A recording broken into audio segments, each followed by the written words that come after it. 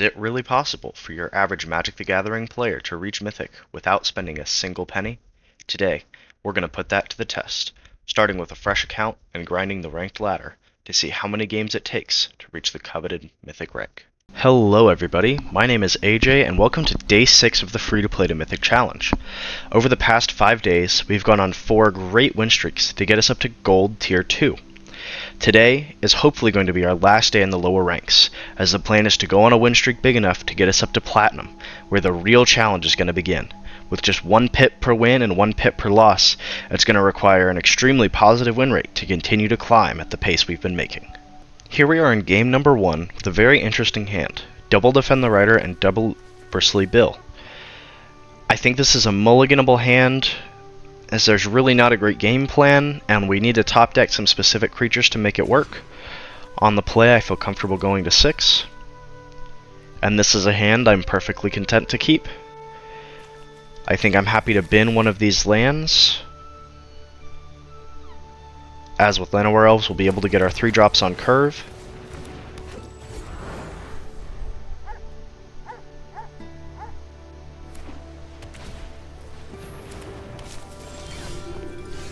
Looks to be some kind of mono-white token sacrifice. Not sacrifice. Looks to be some kind of mono-white tokens. I think our best choice is to drop Bristly Bill and try and get things going as quickly as possible.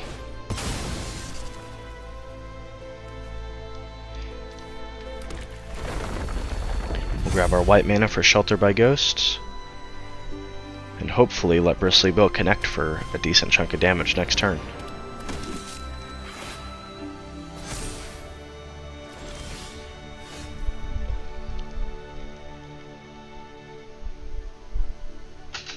Here, Traveling Chocobo is a great choice. Now, I would like to Shelter by Ghosts, as Bristly Bill isn't able to swing, as they can double block and I'll trade Bristly Bill 1 for 1.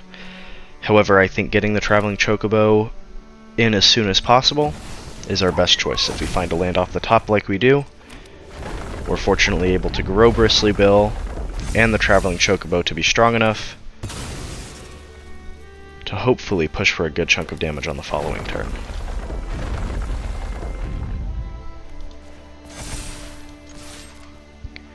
Make sure we split our counters so it's a harder decision for them to choose which to kill. Put all our eggs in one basket, then one get lost can turn the tide of the game for them.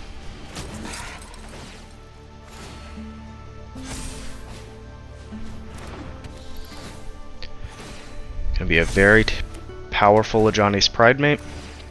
However, with Shelter by Ghost, we'll be able to gain back the life we take and clear all of its counters immediately. Benefit of Shelter by Ghost into a counter-based creature is that even if they are able to, by chance, get it back, all the progress they've made on it will be reset.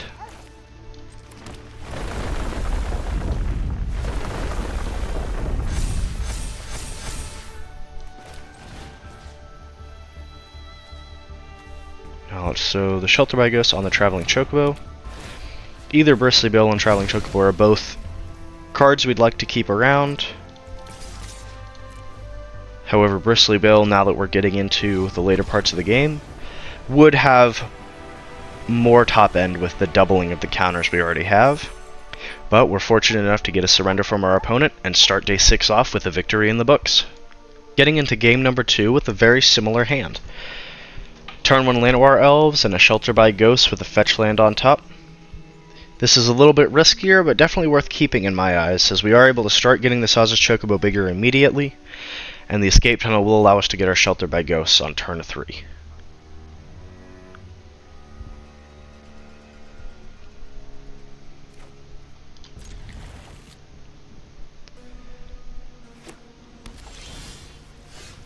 First play from our opponent is a tapped Watery Grave. First Instinct is potentially against Dimir midrange. Leaves me worried about a Deep Cavern Bat stealing the Shelter by Ghost from our hand. And if they hold up mana, I'm definitely concerned with a counterspell. Or simply an early Flood Pitch Drowner.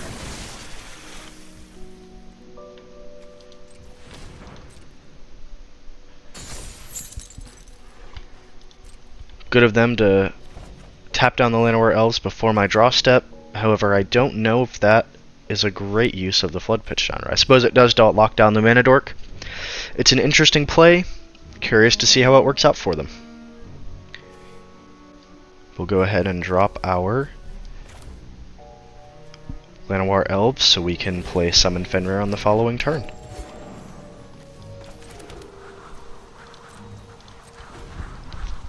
We'll hold until they're in step our Terramorphic Expanse, so they don't know that we have white mana in the deck until hopefully they've committed some resources to the board.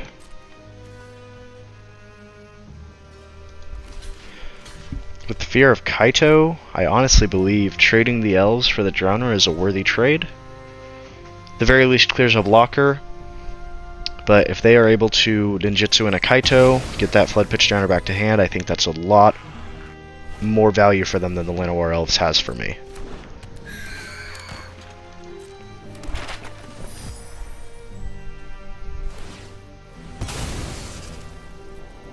Immediate Exploration on the Siren, believe bodes well. Hopefully leads to a lack of resources in their hand. And we'll get our Shelter by Ghosts ready, so that hopefully when the time comes, we are able to get that Kaito out without too much trouble.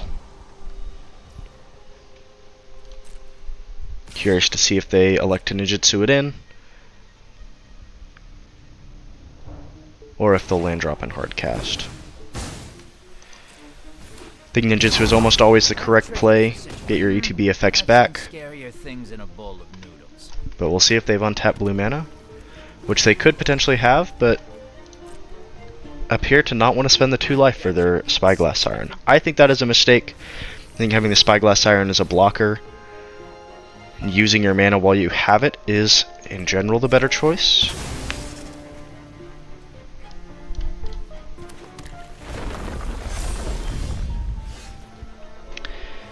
Now here we have the opportunity to Shelter by Ghosts away the Kaito.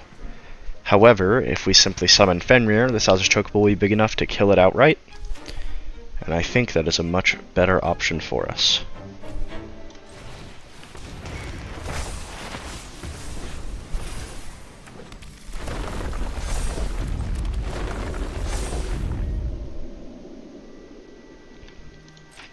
We can again hold up our fetch land for as long as possible. Don't worry, I've got an exit strategy. And hopefully bluff having Defend the Rider with our Llanowar Elves open, but we'll see if that changes their decision-making process at all.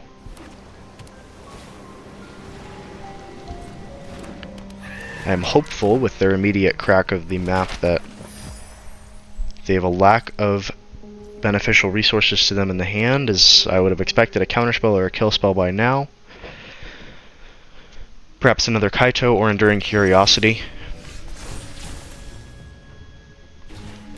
Now we save the escape tunnel here so that we are able to get extra value for our Tifa Lockhart when needed. We will hold up Shelter by Ghosts and hopefully get 3 land drops on our following turn and make Tifa a 24/24.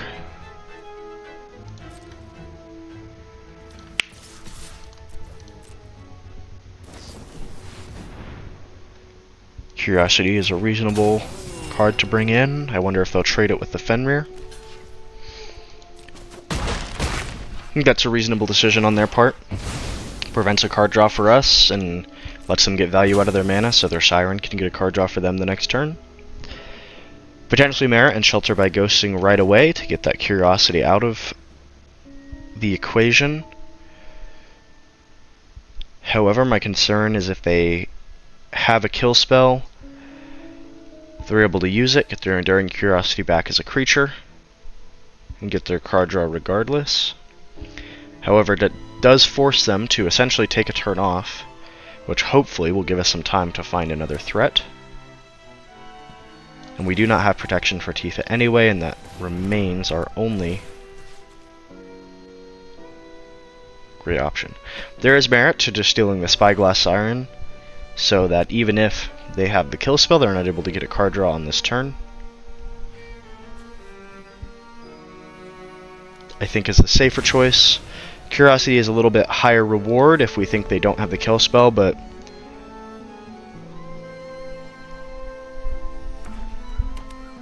I think we have the luxury of playing around the worst case scenario a little bit.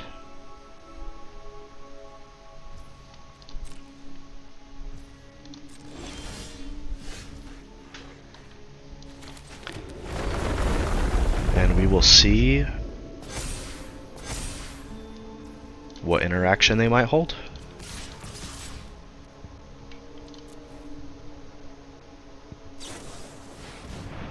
Another Curiosity, unfortunately, will not be enough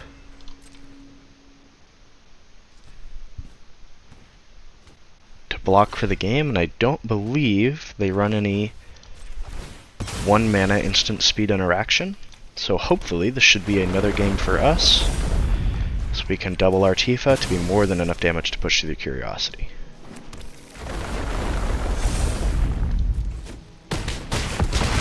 That will be game number 2 as another win in the books. Great start on our win streak.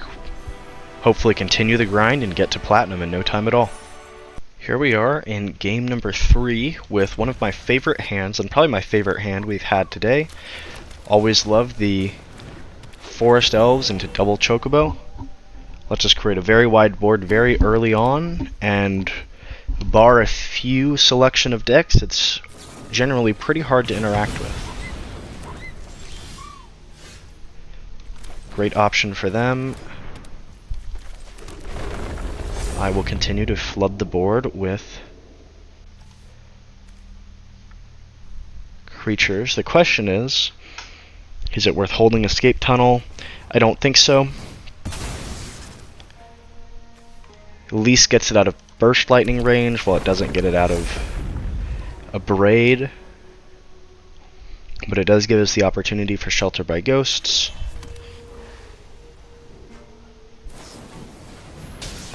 Or Lightning Helix. And forces them to spend another turn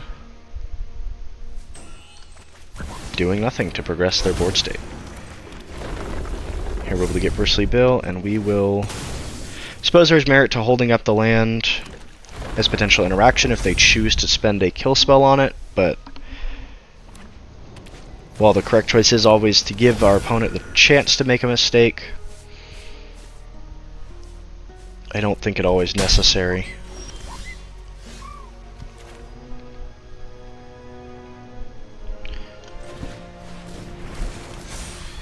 Now let's send in the Mossborn Hydra.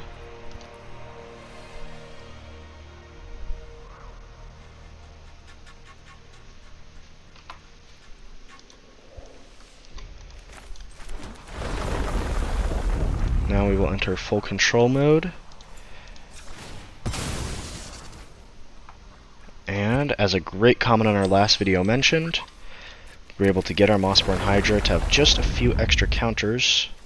I suppose I needed to let the first Bristly Bill resolve. That was a mistake on my end, and unfortunately did not make the decision correctly at all.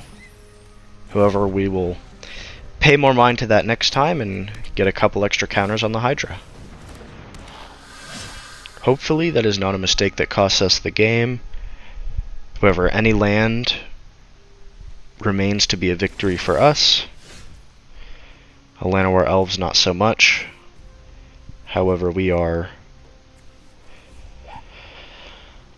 not able to attack with the Hydra this turn. So our best choice is to get another Hydra in, as well as a Llanowar Elves, and prep for a victory on the following turn. The reason we don't want to swing with the Hydra is the Screaming Nemesis can hit us back for a lot more damage than I think I'm able to deal with right now.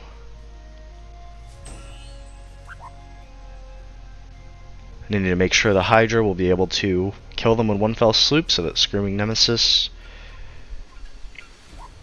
is not able to secure the victory for them.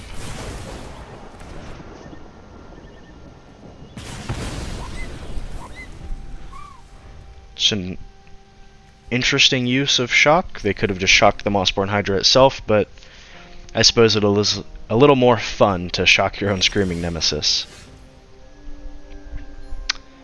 Now, I actually do not know how this interaction works, and unfortunately, we do not have quite enough damage. Had we successfully done that, our Mossborn Hydra would be at 12, we would double it to 24 and could swing in for the game. However, unfortunately, we are not able to accomplish that goal today, so I think the best choice is simply to pass a turn, have Bristly Bill resolve in their end step, and we can double again on our turn.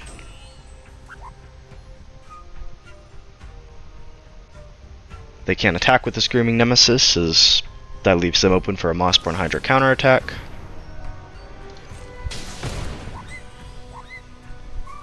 And I suppose we will see if we get spelled to death.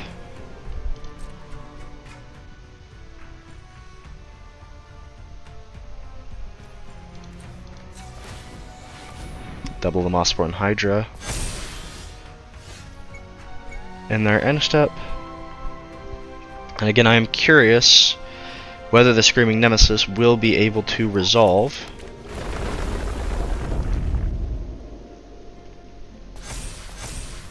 After they die, and how that interaction works. Never actually sent in a big trampler over Screaming Nemesis before, so this will be a learning experience, and if it loses us the game, so be it.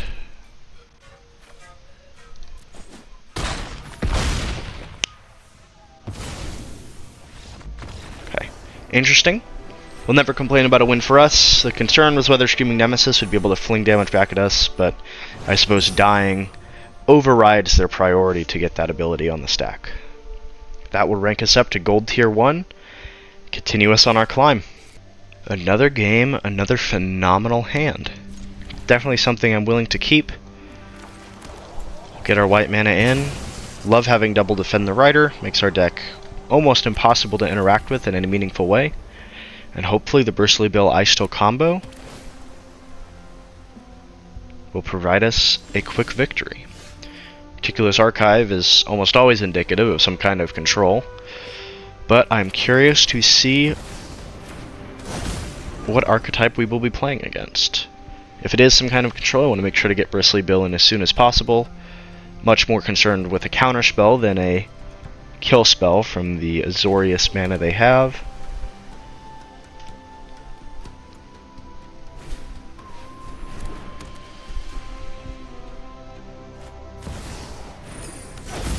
Authority of the Consuls definitely is a beneficial card for them. We'll go ahead and get our land drop so we can Ice Tool Explorer on curve, and hopefully grow Bristly Bill to be large enough to end the game before they're able to get their engine running.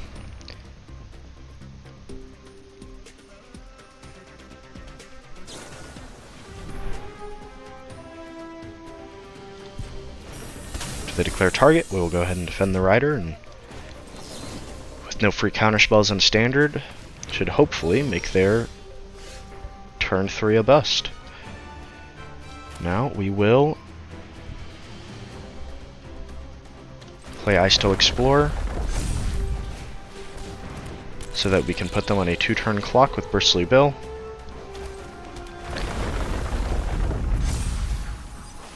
As we'll grow him to 7 and then 11 on the following turn.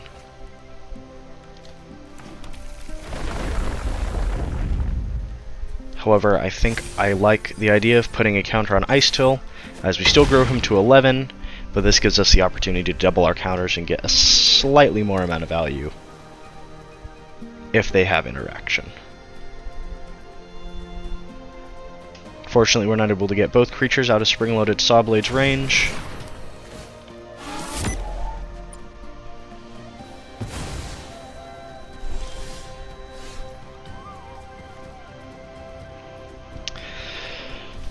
I am nervous for the Traveling Chocobo Ice Tool Explorer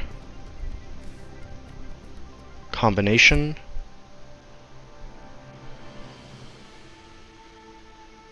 So I think I will simply grab summon Fenrir and wait on the Chocobo until hopefully I'm able to find something to make value out of it. We'll save as many land drops as possible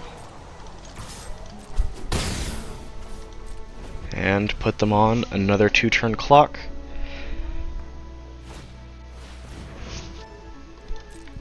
And with our mana advantage, hopefully we'll be able to generate more pressure.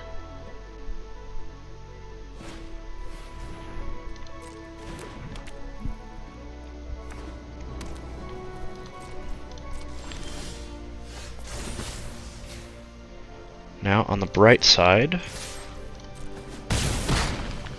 we do not actually have to cast a creature. However, I think playing our Mossborn Hydra, giving them 2 life is just fine. The Mossborn Hydra, with the protection from Defend the Rider, should be more than adequate.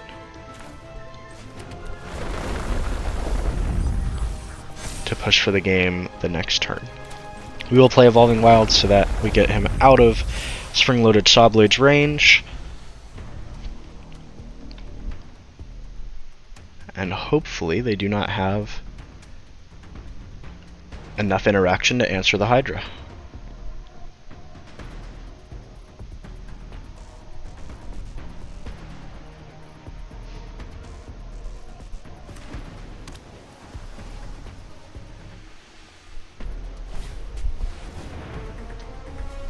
Purposing Bay is a great card. Enables our combo, however I don't believe they have enough mana to do anything meaningful with it.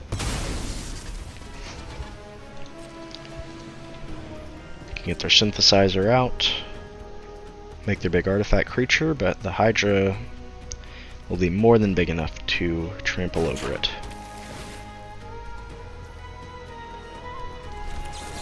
So we fortunately have the potential for countless number of doubling effects.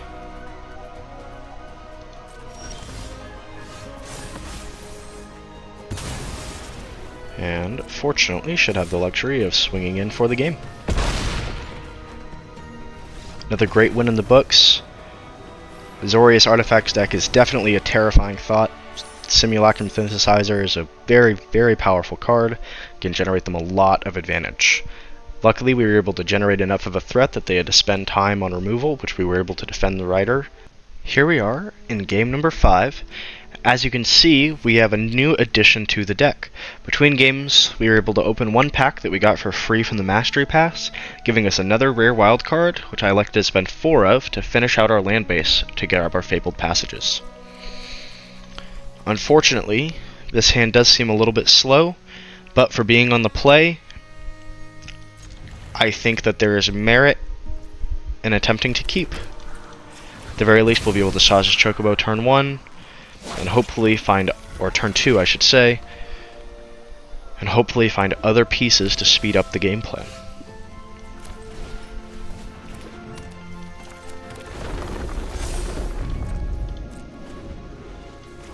Nice thing about the addition of Fabled Passage is at least our 4th land will come in untapped, even if we are unable to find an untapped land. Seam Ripper is great early removal for them.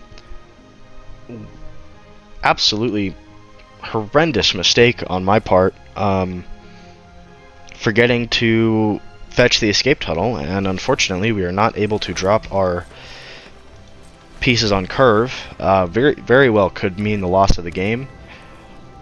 We'll have to see if we are fortunate enough to make a comeback. Awful misplay is, without that we would be able to Shelter by Ghost the Unholy Annex after just 1 turn. Unfortunately, we will have to wait.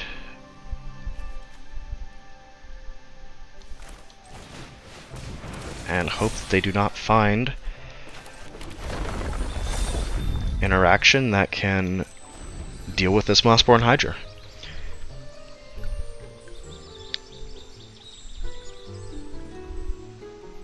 Very silly mistake to make, but nothing to do but continue to play and hopefully bounce back from it. Worst thing you can do on a climb like this is to go on tilt and let one mistake affect your next games. If we lose this game, that's okay. But if we go on tilt and go on a 3 or 4 game loss streak, it's going to be much more detrimental to our climb. Obviously, not making the mistake in the first place is our best choice, but that's not always an option.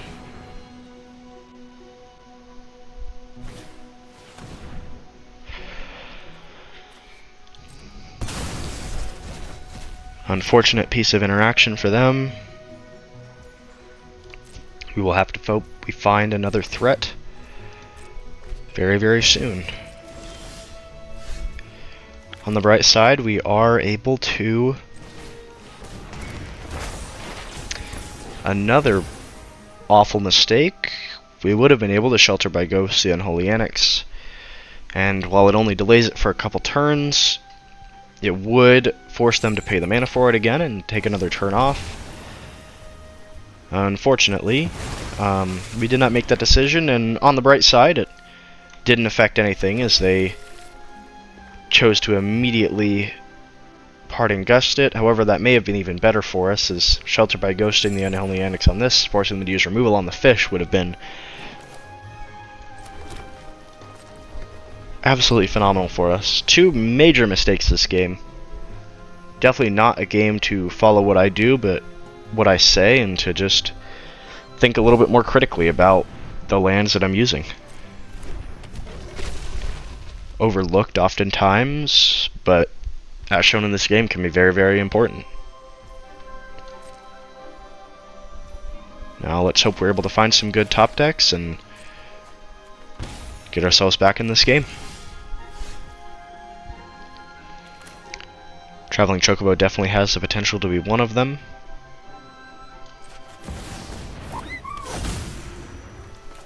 Now let's hope that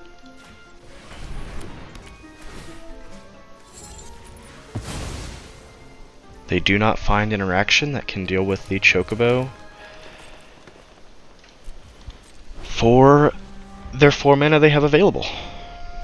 Any 2 mana kill spell, unfortunately, will be able to break through, but their room should not be unlocked and will not generate them the advantage. And right now, all we can truly do is try and survive as long as we can to make a comeback and try and grind out the game. Fortunately, that Unholy Annex has generated them almost insurmountable amounts of card advantage.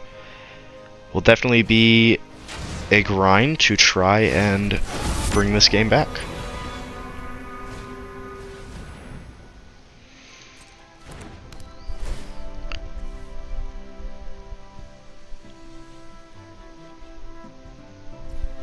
Shelter by Ghost to get the enchantment back. It's definitely not an awful choice for them. See if we're able to find a bird off the top. Unfortunately, not the case. However, we are in a lucky enough position that with 2 traveling chocobos, almost any doubler will be a great benefit to us. Even a Saz's Chocobo can be something threatening. And fortunately, with a Mossborn Hydra on top, depending on what interaction they're able to find, we can be in a decent spot to push through for the game.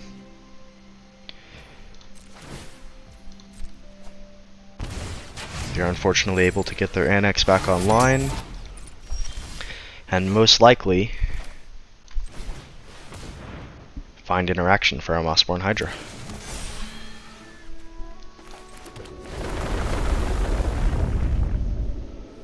With 3 doubles per land drop, I feel fairly confident the Mossborn Hydra will be a very difficult threat to handle. However, again, it's very possible that they have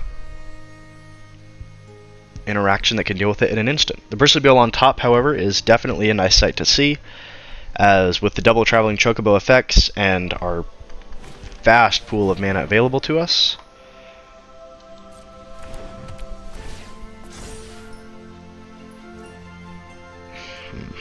That is unfortunate. I do believe if the Mossburn Hydra is able to get through, it will be the same thing as them dying will override any abilities they may have put on the stack. However, that is truly unfortunate.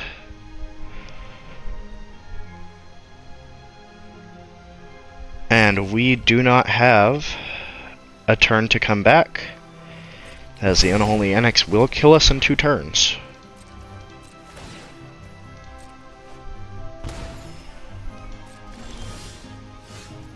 That unfortunately will be the game for us.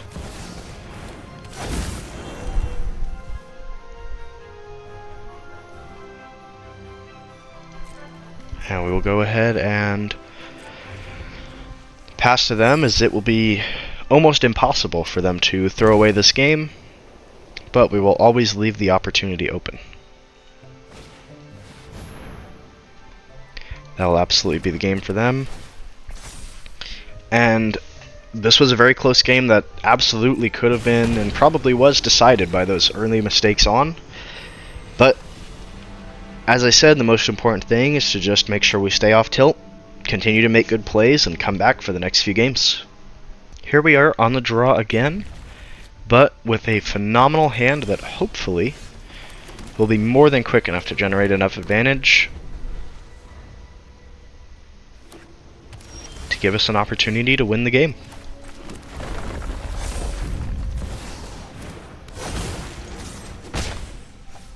Go ahead and play our cards, and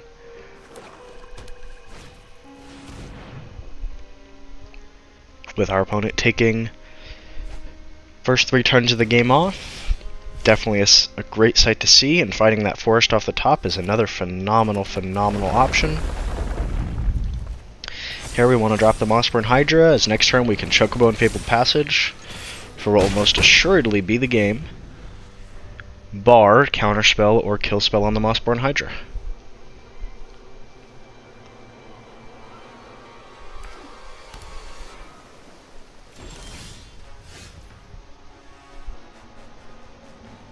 Now we are at risk of Counterspell. However, if they choose to Counterspell, I do not believe there's any 1-mana interaction that can deal with the Hydra, and we should be able to answer it. Now we will not mess up the combo this time, and we will allow our Bristly Bill to resolve before we sack our Fabled Passage, so that we can get the Mossburn Hydra to be slightly bigger. Now, fortunately, it should not make a difference this game. However, it is important to note that, as you can see, our Mossburn Hydra is able to double to 12 rather than just 10, and that will be a very fast win in the books as we continue the climb to Platinum. Here we are in a game where we are fortunate enough to be on the play with my favorite combination of cards to see, which is a Llanowar Elves, a Forest, and any other card in the game.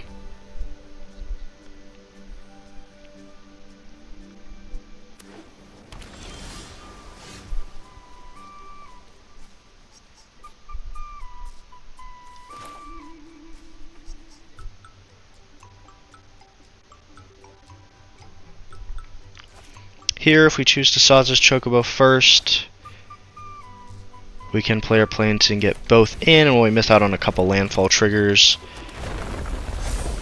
it's potentially the most valuable use of our mana. Evolving Wilds is obviously an option to Ice Shield Explorer on turn 3.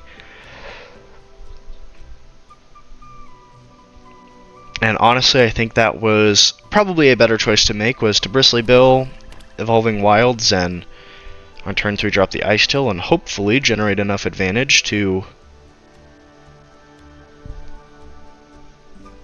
again win the game with a big Chocobo, a big Bristly Bill. Hopefully they will not have enough mana to answer it. Bitter Triumph discarding an Oculus is a very scary sight to see, for we are fortunate enough to drop Ice Still Explorer on curve, While we're still only able to get 3 land drops,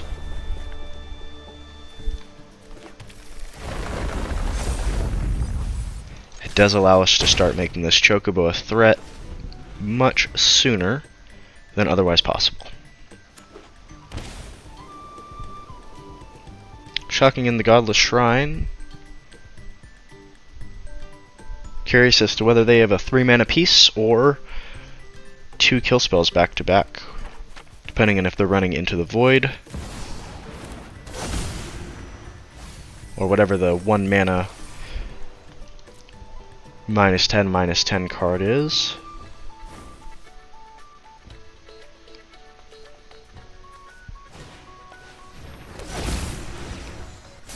Helping Hand on the Oculus is another terrifying threat.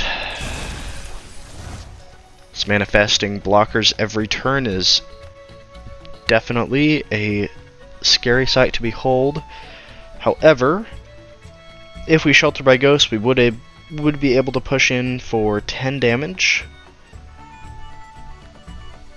However, I think our best choice is going to be to Shelter by Ghost away the Oculus and essentially force them to chump block with, or I suppose they should not chump block with the face down card, as in the Sazas would be enough to win the game the next turn.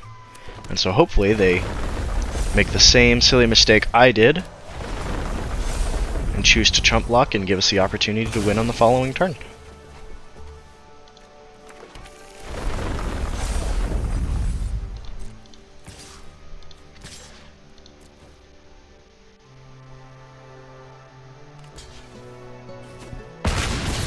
Now, bar a blocker from them, the Sazas Chocobo should be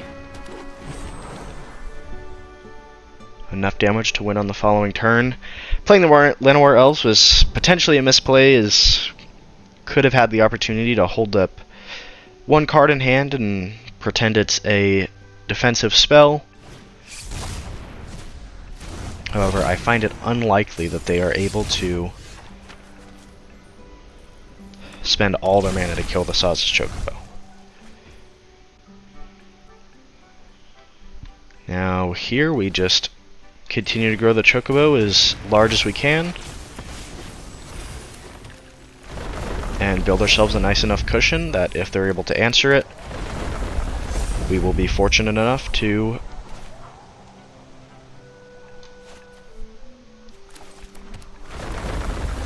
hopefully have the time to come back in the game.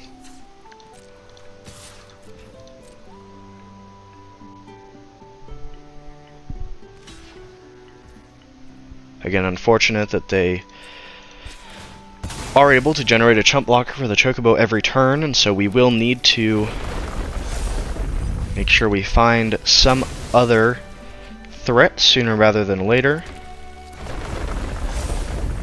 But for the meantime, the Chocobo will generate us a huge life total as a buffer for whatever nasty recursion combo they plan to make.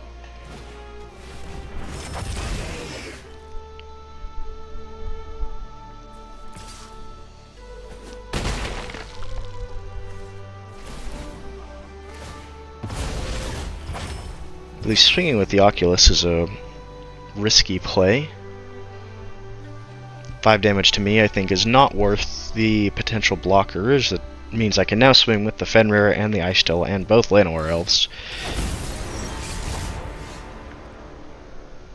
as you're forced to block the Chocobo with the face down.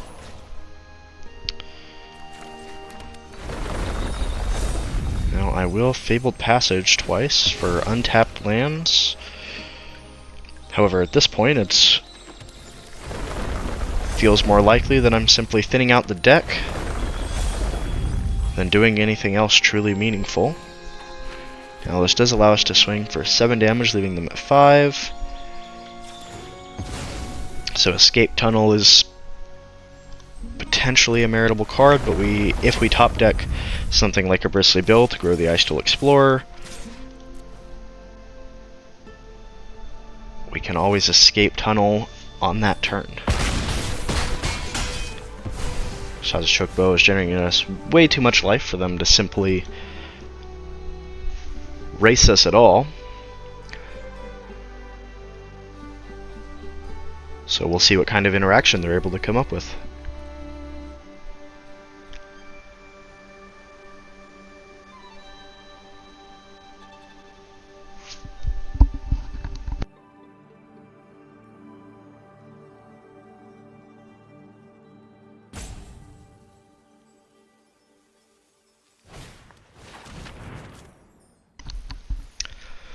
Strategic Betrayal prevents quite as many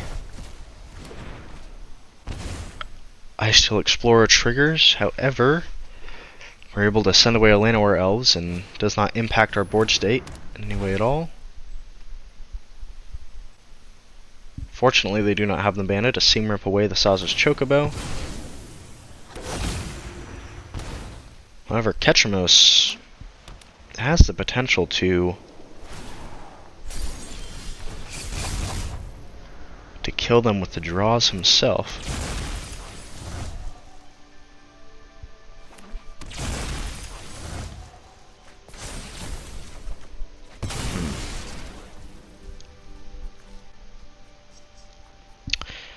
Definitely some unfortunate draws.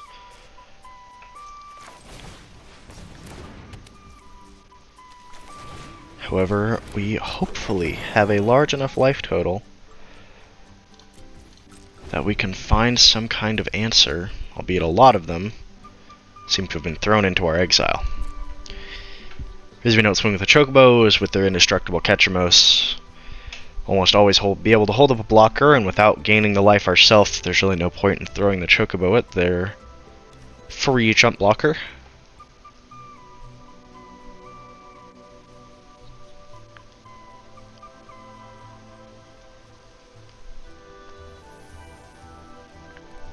Now, despite being at 56 life, we're still at a 6-turn clock with their double Oculuses.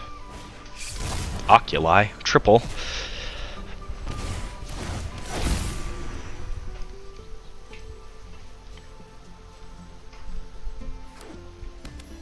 And they will be able to generate plenty of chump blockers for themselves.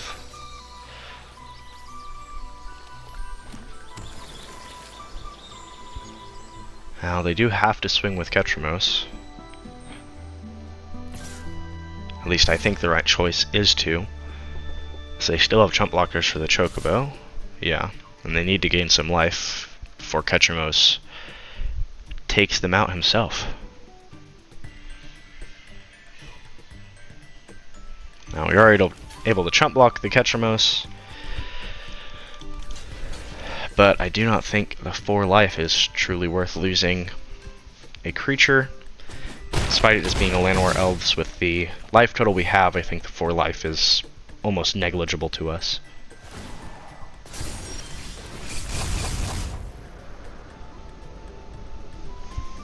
Potentially we even live long enough to make them mill themselves out with Oculus and Ketramos, albeit that is a more unlikely outcome, I think. Let's hope we find something good off the top. Well,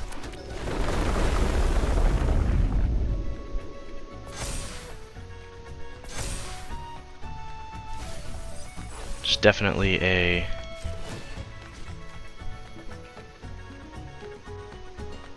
fine choice.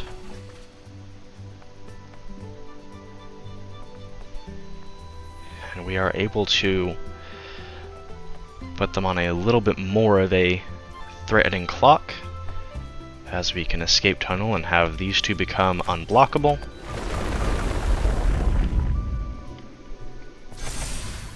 And prevent too much Ketramos nonsense.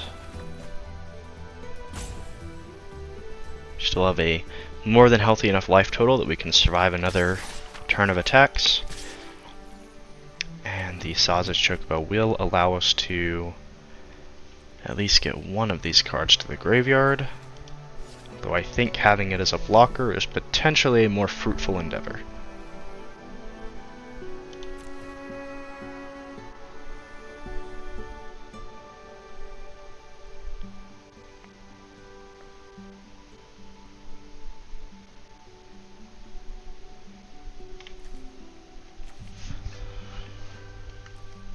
Unfortunately, the Ice-Tail Explorer has milled almost exclusively non-lands,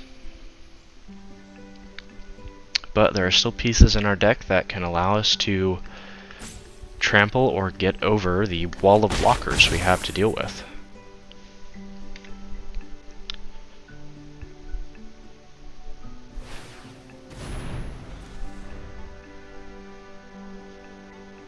They do only have at most 4 more turns before they are decked out. However, their oculi will have enough damage to answer us before that becomes a serious problem.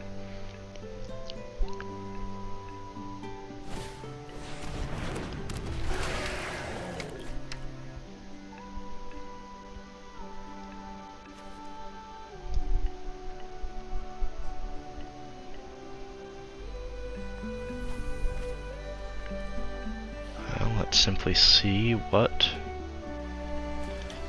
Sending away the profs is interesting, as slapping some counters on Ketramos will give you a nice, how should I say, buffer against Escape Tunnel and potentially a Bristly Bill, assuming we even have any left. Looks like we do have 1 in the deck.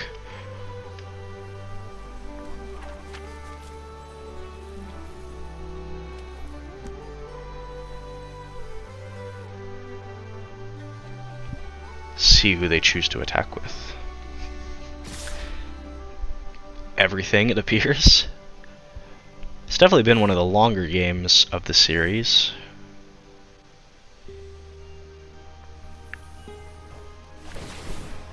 We'll have to see what the magic gods bestow upon us at the top of our deck.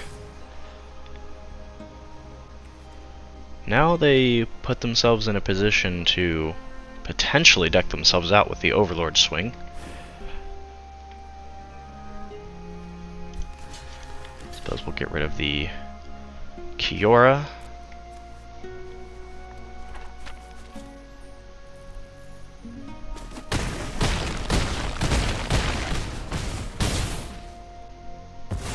And I suppose we should have chump blocked something so we weren't at risk of dying to the Oculus. That was for sure a mistake.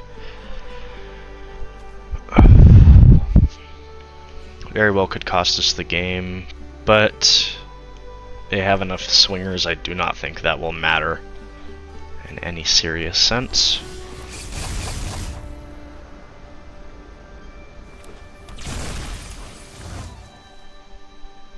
So we will pray for a Bristly Bill or something of that nature off the top. And that is nowhere near what we need.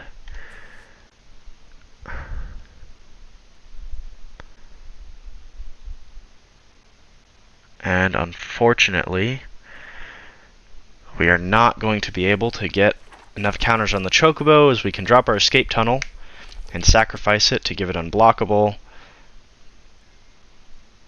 However, actually, if we do that twice, let's go full control mode,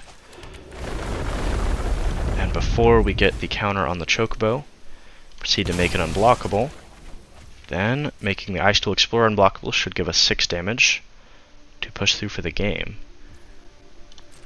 Now let's hope they don't have a piece of removal in hand, and we may have given ourselves an opportunity to come back.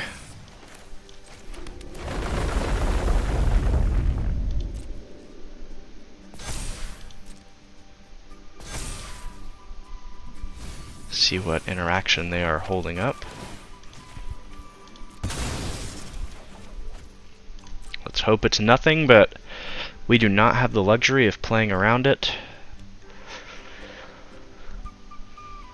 We will simply have to wait and see, and fortunately they have no counterspell, and I don't believe they have 1 mana instant speed interaction. And this will give us just enough damage to push through for a very clutch victory. What an exhilarating game. Super, super cool to see both decks go back and forth at it. Unfortunately, we got some unlucky mills with the Ice Toll Explorer, but the escape tunnel each turn was able to let us push through that absolutely massive wall of blockers to get us one victory away from reaching Platinum. Here we are on what is going to be the last game of the day due to time constraints. We are on the draw. Unfortunately, however, I think with the Llanowar Elves and a turn 2 Mossborn Hydra, we definitely are in our position to get a quick game in.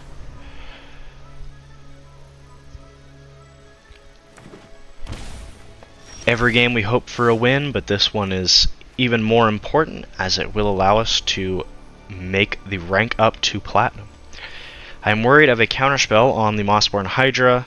However, to be quite frank, with Ice Toll Explorer, Bristly Bill, and the Chocobo, I am much less concerned if they do choose to counterspell it. However, I do think giving them the option to counterspell the Bristly Bill instead and hold up Defend the Rider mana for a Mossborn Hydra when we drop it, I think will be a better choice for us.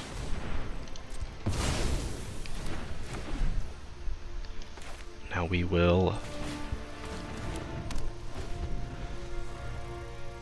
get our Chocobo in. Potentially layered that incorrectly. Could have dropped the Chocobo, land dropped. Could have changed their decision making, but curious to see how that may or may not impact the game. Unfortunately, had we done that and chosen to drop the planes, we could Mossborn Hydra and hold up Defend the Rider mana, but we are unfortunately unable to do so. So we will simply play it, and hopefully with the land drop off the top, we will be able to double it into something threatening. Miss out on this land drop as we do want to have Defend the Rider mana open for it. But we will just have to see what cards they go for. Double Defend the Rider is absolutely an enticing trait. I think we can Bristly Bill pre-combat. But unfortunately, we will only be swinging for 2 damage until we are able to find a land. But any land will hopefully generate some pretty big attackers.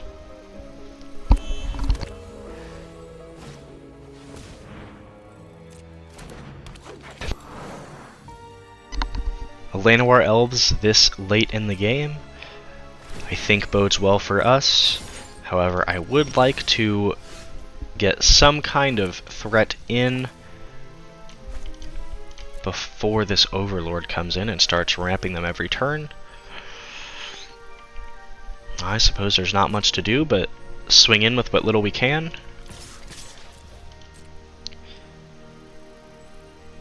And we might as well drop a Hydra and hold Defend the Rider open. Likelihood they have 2 counterspells and a kill spell at hand is slim, and that's the only real risk I see with playing the Mossborn Hydras. If they counterspell it and then go to kill spell ours, we Defend the Rider and they counterspell that, which they do have the mana for, but I think those specific cards are unlikely to happen. Now, honestly, I think I am okay to let this happen, as we still have Defend the Rider mana available, and they essentially spend a card on a 1/1 flyer. And in a grindy game like this, I think it's not worth spending our precious protection spells on a card we can get back anyway.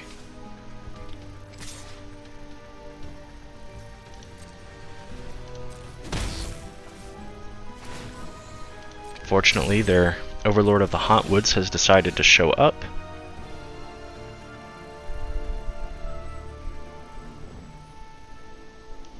But here we can attempt to Ice Toll Explorer, potentially playing into the counterspell, but it may be our only option at getting any real value.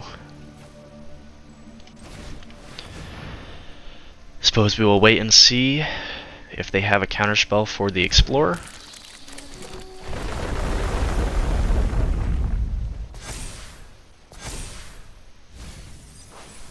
Unfortunately, we do not mill a land card, but we are able to grow our Mossborn Hydra. And on our following turn, we will have the mana to use Bristly Bill's ability to double the Hydra. With a land drop, potentially could spell the end of the game. Generating a lot of card advantage with the Regent. Only +1, but filtering away bad cards in their hand while they have this much mana available can be very, very beneficial to them.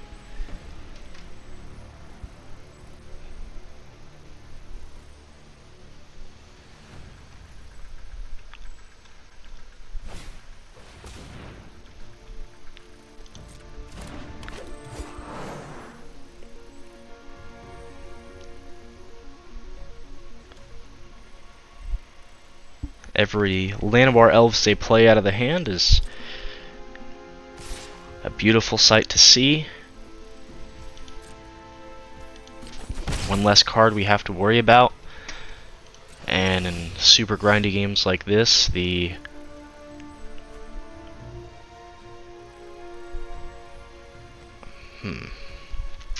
could choose to swing with the Hydra.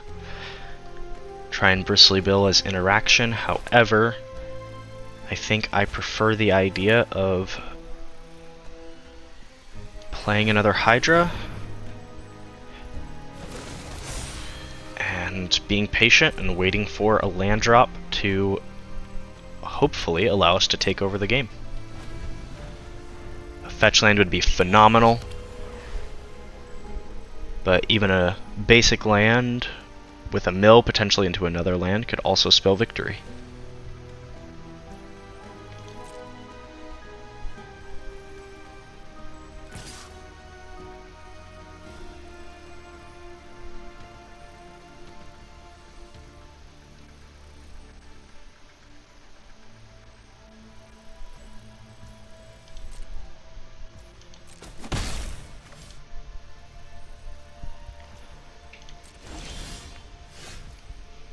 I suppose that does count as somewhat of a land drop.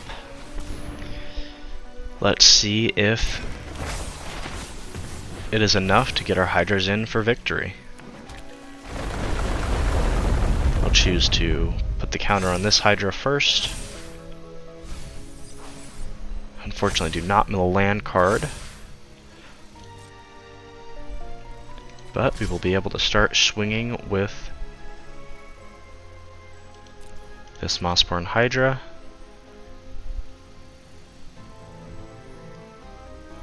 And would force them to sack all 3 of their blockers to deal with it, which would let us swing in with our other creatures for what is hopefully the game. Very interested to see what cards they have in their hand, as doesn't appear to be counter spells, or else I think they would have used them at other moments.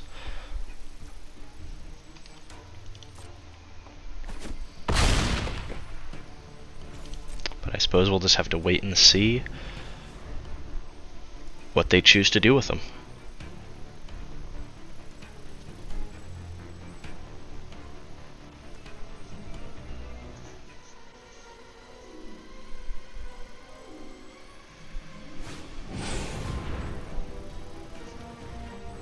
It's a very interesting choice.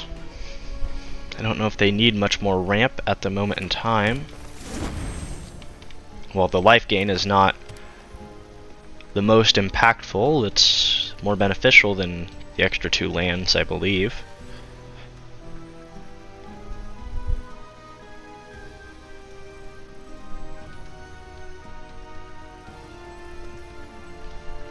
So we should hopefully have enough damage to swing all out for game. And with Double Defend the Rider available, we hopefully will get our rank up to Platinum.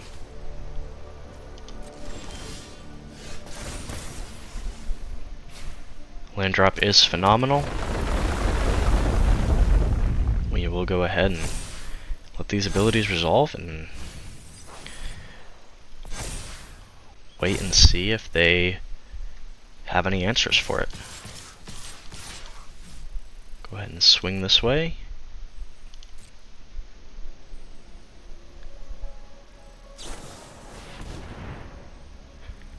Okay. I suppose that makes sense to be holding up.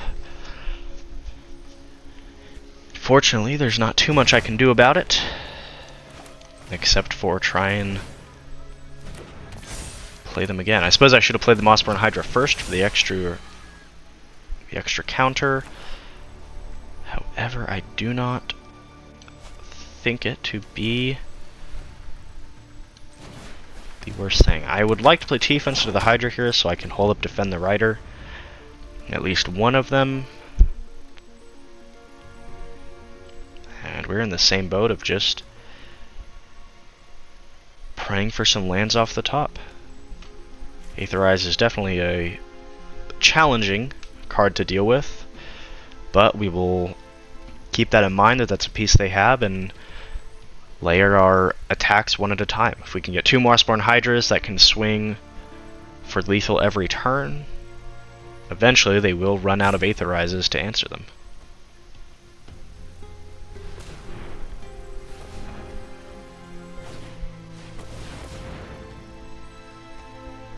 A board wipe is definitely frightening. The question is, what do we want to keep the most?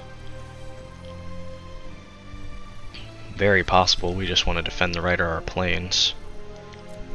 It's going to make our Shelter by Ghost completely useless. However, if we choose to defend the Rider and protect a Mossborn Hydra, could also be big enough to swing in for game, and I think that's probably the best choice we have available to us.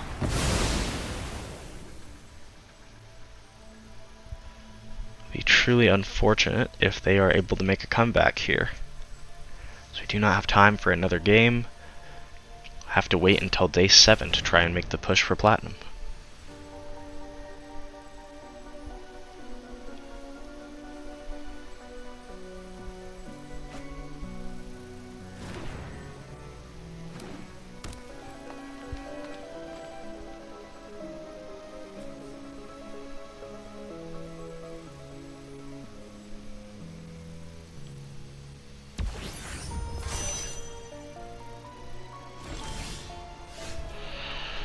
Well, it's an interesting card to find off the top at the very least. Unfortunately, it is not at all what we are looking for. And we need to find something to generate us some value very soon, or this game will not go the way we want it to. I'll have to chump block with a Hydra, unfortunately.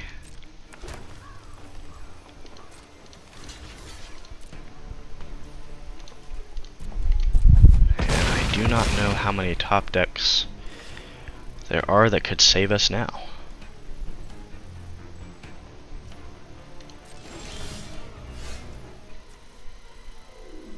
That is most certainly not one of them. And that will unfortunately spell victory for our opponent. However, the benefit of being in gold is losing those 2 games only puts us 1 win away from Platinum. And this game loss does not impact the amount of games we need to continue our climb. I'll take the damage, and unfortunately end today's series on a loss. Bit of a longer video, attempting to make that last push to Platinum, and unfortunately had a much longer game.